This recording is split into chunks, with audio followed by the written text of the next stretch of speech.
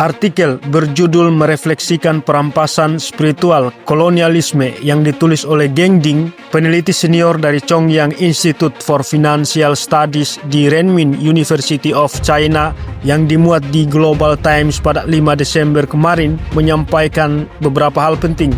Pertama, Taman Cinquantenaire di Brussels adalah simbol dari kekuasaan kolonial Belgia. Taman itu dibangun dengan uang yang diperoleh dari eksploitasi brutal terhadap pekerja di Kongo waktu Raja Leopold II berkuasa.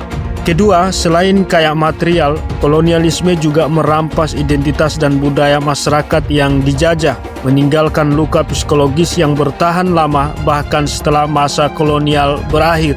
Ketiga, baru-baru ini pengadilan Belgia mengakui kejahatan kolonial terhadap kemanusiaan, termasuk pemisahan paksa anak-anak ras campuran dari ibu mereka di Kongo. Ini adalah langkah penting untuk mengakui kekerasan psikologis dan budaya yang terjadi. Keempat, pengaruh kolonial gak cuma soal kontrol fisik, tapi juga dominasi psikologis yang bikin sistem nilai budaya terjajah jadi lebih rendah.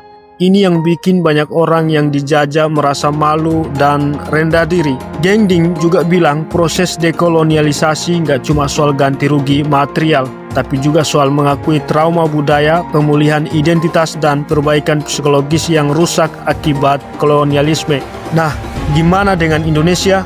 Kita semua tahu Indonesia dulu dijajah Belanda, makanya gak heran kalau psikologi dan budaya kita kena dampak buruk dari penjajahan itu. Seperti yang dibilang di artikel tadi, kolonialisme gak cuma soal eksploitasi ekonomi, tetapi juga perampasan identitas, budaya, dan nilai-nilai yang jadi bagian penting dari masyarakat yang dijajah. Di Indonesia, dampak kolonialisme Belanda gak cuma terlihat dari pengambilan sumber daya alam, tetapi juga dari sistem pendidikan yang dibikin untuk mendukung kekuasaan kolonial, seperti pembentukan hierarki sosial yang masih berpengaruh di masyarakat sampai sekarang.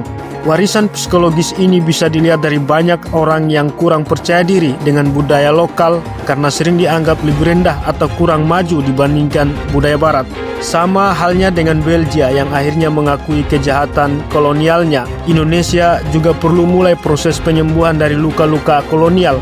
Nggak hanya masalah ganti rugi materi, tapi juga masalah bagaimana memulihkan identitas budaya dan psikologis yang terluka selama berabad-abad. Jadi, pengakuan atas dampak psikologis kolonialisme di Indonesia sangat penting supaya proses dekolonialisasi bisa lebih lengkap dan cepat, yang nggak cuma memulihkan mental, tapi juga menghargai keragaman budaya dan membangun kembali jati diri yang telah dipinggirkan dan tenggelam. Semoga kita semua bisa saling mengingatkan, membantu proses pemulihan, saling menghargai dalam keberagaman, dan yang terpenting gak bertindak seperti penjajah. Teruslah melaju.